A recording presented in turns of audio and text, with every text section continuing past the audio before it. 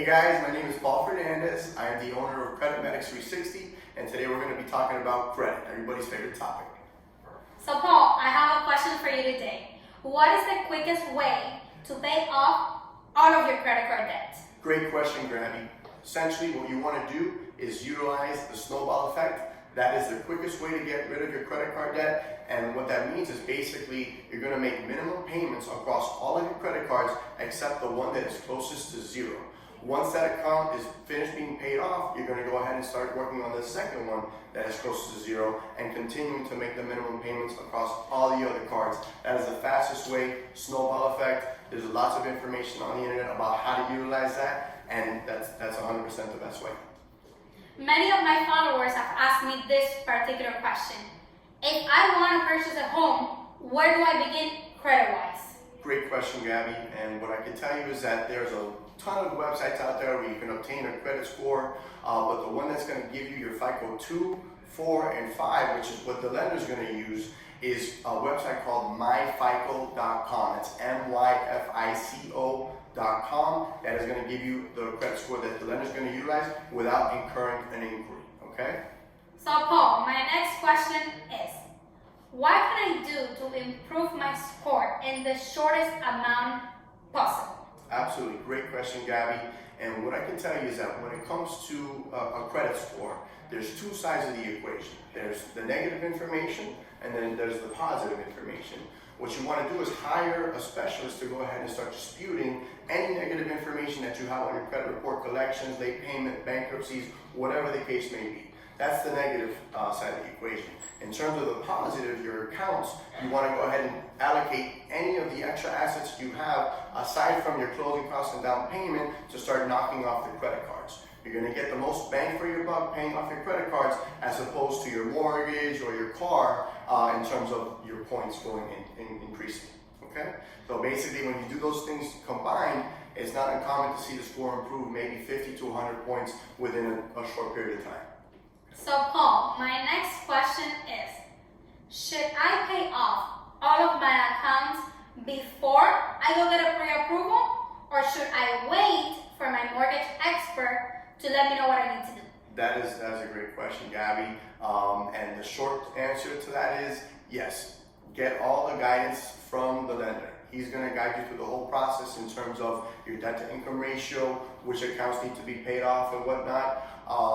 But to answer that question, from a credit perspective, it depends, right? Let's say we have a 5 or 6 year old collection account and it's $3,000.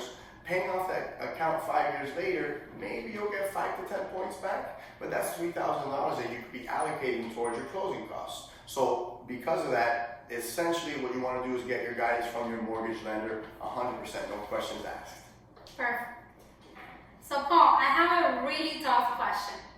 How do I deal with student loans on my credit? So essentially what you want to do, especially before, a few months before going into your mortgage application, is apply for what's known as an income-driven repayment plan.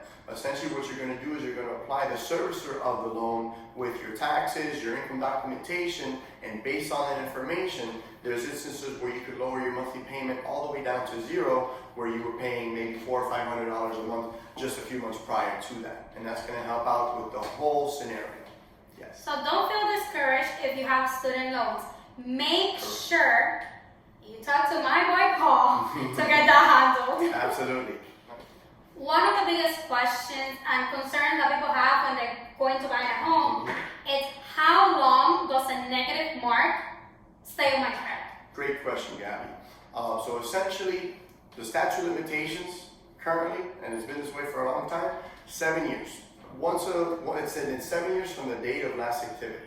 So essentially, the last payment that you made on that particular account, if it was negative, 7 years after that is when the negative information gets removed. The only stipulation to that is when it comes to bankruptcies. Bankruptcies are going to be on there for 10 years, unfortunately.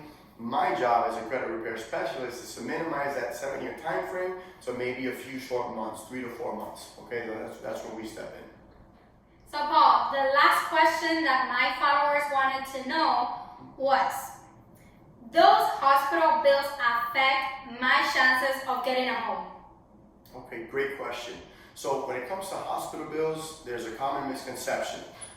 Essentially, a collection is a collection at the end of the day. And a new collection is going to lower your score anywhere from 50 to 100 points. So imagine going into the application, there's no medical collections on your credit report, but you know you saw the doctor a few weeks ago, the insurance didn't cover that, a new collection pops on your credit score, on your credit report, that's going to lower your score potentially out of the minimum parameters that we need.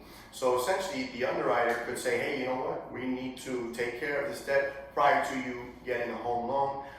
So yes, the answer is it could potentially affect you and prevent you from getting a home loan if it knocks the score out, yes. I want to thank you, Paul, for coming to my Instagram TV. Thank you, Gabby, for having us. It's been an absolute pleasure. If anybody needs any assistance with their credit, please feel free to give me a call directly.